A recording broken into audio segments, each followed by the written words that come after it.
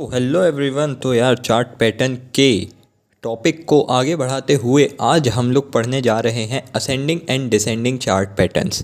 ये हमारा video number 15 होने वाला है। इस वाले वीडियो में हम लोग असेंडिंग डिसेंडिंग चैनल पैटर्न के बारे में जानेंगे, जिसे बुलिश और बेरिश चैनल पैटर्न भी कहते हैं। अब फ़र्क क्या है भाई? देखो, असेंडिंग और आपने पिछले वाले में पढ़ा था फ्लैग पैटर्न, ये दोनों लगभग लगभग सेम ही हैं। ठीक है, इन दोनों में कोई बहुत बड़ा फ़र्क नहीं है सिवाय एक के। जो असेंडिंग चैनल पैटर्न होता है या डिसेंडिंग चैनल पैटर्न होता है और जो फ्लैग पैटर्न होता है, इनमें सिर्फ एक ही फ़र्क है। फ्लैग पैटर्न एक बहुत छोटे समय के लिए होता है, वहीं असेंडिंग या चैनल पैटर्न बहुत लंबे समय के लिए रहता है। तो मैं ये कह सकता हूँ कि जो असेंडिंग पैटर्न है ये बहुत ही ज़्यादा लॉन्ग ट्रेंड को बताता है। ठीक है, तो अब असेंडिंग चार्ट पैटर्न क्या होता है? ये बुलिश मार्केट को दिखाता है। ठीक है, अगर मार्केट ऊपर है तो ये दिखाएगा। और क्या ये मार्केट कंटिन्यूएशन पैटर्न है या न्यूट्रल पैटर्न है? अब ये सवाल आपके दिमाग में आएगा। तो यार देखो, कई लोग इसको कंटिन्यूएशन पैटर्न मानते हैं। कंटिन्यूएशन पैटर्न वो पैटर्न होता है जो अगर फॉर्म हो जाए, मैं एक बार और फिर से बता दे रहा हूँ। मान लो अप ट्रेंड चालू है और यहाँ पर एक पैटर्न फॉर्म हुआ जो कि लेट से फ्लैग पैटर्न था या चैनल पैटर्न है। अब ये पैटर्न फॉर्म होने के बाद अगर मार्केट कंटिन्यू करता है अपना ट्रेंड, ऐसे पैटर्न को हम कंटिन्यूएशन पैटर्न कहते। न्यूट्रल पैटर्न वो पैटर्न होते जिसमें कोई अश्योरिटी नहीं रहती है कि मार्केट किधर चला जाए। और रिवर्सल पैटर्न वो होते हैं जिसमें ये पैटर्न फॉर्म होने के बाद मार्केट नीचे गिर जाए। ठीक है, तो ये होते हैं तीनों प्रकार के पैटर्न, मैंने आपको दोबारा से बता दिए।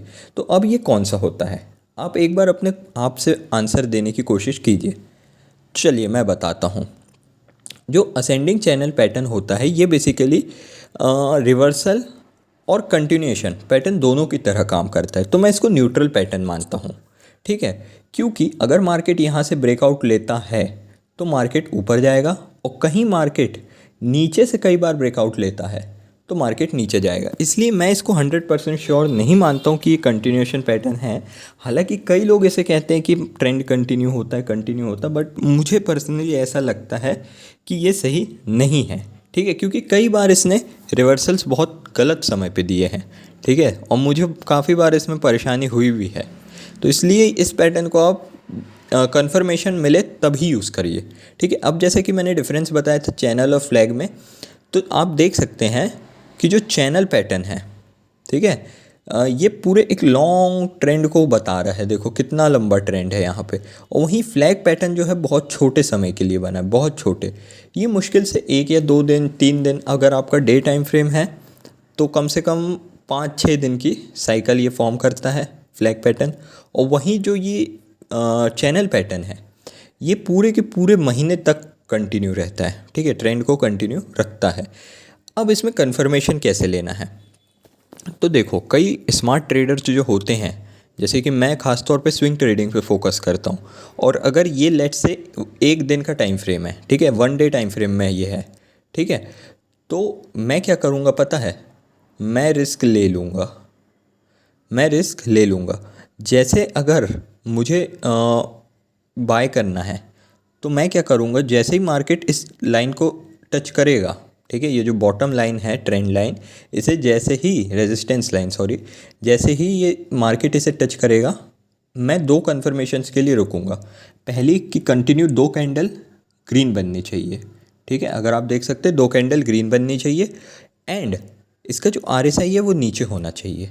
ठीक है, RSI नीचे होना चाहिए। ये जो RSI है इसे नीचे होना चाहिए। अब ये RSI क्या है, कई लोगों को नहीं पता होगा, तो मैं बता दूं यार, RSI एक प्रकार का इंडिकेटर होता है जिसके बारे में हम आगे जानेंगे।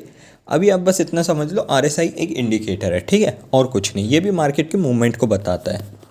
तो बस, ठीक है, अब आप समझ गए क्या कर रहा हूँ मैं? कहाँ गया मेरा कर्सर? हाँ, तो ये मैंने यहाँ पे बाय किया और मैं एक पोजीशन लगा दूंगा जिसमें मेरा टारगेट यहाँ पर होगा, डन। या मैं अपना टारगेट यहाँ पर रखूँगा, ठीक है, थोड़ा सा नीचे। अब मेरा स्टॉप लॉस कहाँ होगा? तो मैं अपना स्टॉप लॉस प्रीवियस लो पर रखूँगा, यानी यहाँ पर।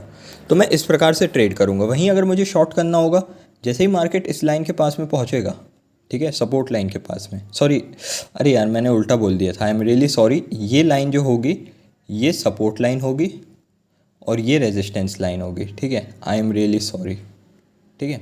तो ये जैसे इस रेजिस्टेंस लाइन पे पहुंचेगा मार्केट नीचे गिरने वाला रहेगा, मुझे पता चल जाएगा, तो ये एक स्ट्रेटजी हो गई, ठीक है। दूसरी स्ट्रेटजी क्या बोलती है कि अगर मेरे को ब्रेकआउट पे ट्रेड करना है, मान लो मुझे इसमें नहीं खेलना है बीच में, क्योंकि ये दिख रहा है कि हमने इतना प्रॉफिट जनरेट किया, बट सच्चाई ये है कि मैं 10 या 20 रुपये में खेलूँगा, ठीक है। अगर मेरे को 100-150 रुपये की ट्रेड लेनी है या कोई लंबा हाथ मारना है तो मुझे ब्रेकआउट का इंतज़ार करना होगा। तो अब ब्रेकआउट मुझे दो प्रकार से देख सकते हैं। पहला तो मार्केट यहाँ से ऊपर चला जाए, ठीक है, जो कि होगा, बट लेट से मार्केट यहाँ से नीचे गया, ठीक है, ब्रेकआउट हुआ यहाँ पे, ठीक है, ट्रेंड हटा, ठीक है। अब देखना चैनल से मार्केट बाहर निकला, प्राइस बाहर निकला, अब प्राइस एक बार वापस आएगा, ये मेरा कन्फर्मेशन होगा पहला, ठीक है, और मार्केट नीचे चला जाएगा। मैं इस कन्फर्मेशन के बिना ट्रेड नहीं लूँगा। और वहीं अगर मार्केट ऊपर जाने वाला है, मैं इसे मिटा दूँ ज़रा, अगर मार्केट लेट से ऊपर जाने वाला है, ठीक है, तो ब्रेकआउट किस डायरेक्शन में लेगा, ऊपर की डायरेक्शन में, है ना। तो मैं कैसे कन्फर्मेशन लूँगा, अब आप बताइए, एक बार आप सोच लीजिए कि मैं कन्फर्मेशन किस प्रकार से लूँगा। तो देखो मार्केट अगर ऊपर जाने वाला रहा, लेट से यहाँ से ऐसा गया, यहाँ वापस आएगा और फिर ये हिट करेगा ऊपर की तरफ, तो ये जो रहेगा ये मेरा कन्फर्मेशन रहेगा। हो सकता है आप समझ गए, नहीं समझे तो आगे मैं एक और वीडियो बनाऊंगा जिसमें हम पूरा कन्फर्मेशन के ऊपर में ही बात करेंगे, पूरी डिटेल में चर्चा करेंगे कि कन्फर्मेशन होता कैसे, लेते कैसे उसको, ठीक है। मैं एक बार और बता दे रहा, ऐसे मार्केट आएगा, ऐसा जाएगा, ये मेरा कन्फर्मेशन होगा, ठीक है। ये मुझे बता देगा कि एंट्री लेना है, और जैसे ये यहाँ हिट किया मैं नीचे के लिए शॉर्ट कर दूंगा, और बाय करना है, मार्केट ऊपर जाएगा, यहाँ टच करेगा, यहाँ ऐसे बस ये कन्फर्मेशन होगा अगेन, ये सिंपल है ना।